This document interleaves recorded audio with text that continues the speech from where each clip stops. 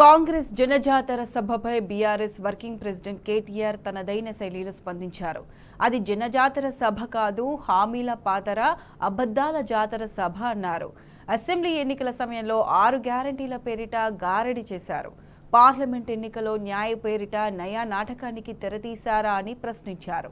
తెలంగాణకు తీరని అన్యాయం చేసి ఇప్పుడు న్యాయ అంటే నమ్మేదెవరని అన్నారు.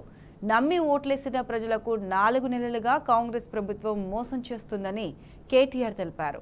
అసత్యాలతో అధికారంలోకి వచ్చి అన్నదాతలను ఆత్మహత్యల పాలు చేస్తుందని మండిపడ్డారు.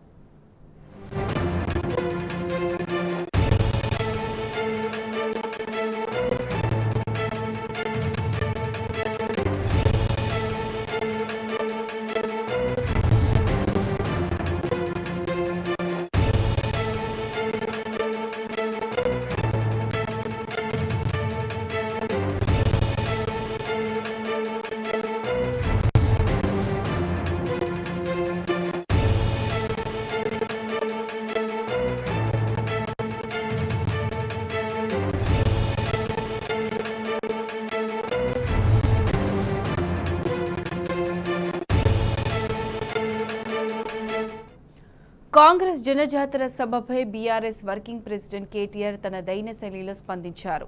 అది జనజాతర సభ కాదు, హామీల పాతర, అబద్దాల జాతర సభ అని అన్నారు. అసెంబ్లీ ఎన్నికల సమయంలో 6 గ్యారంటీల పేరిట గారడి చేశారు.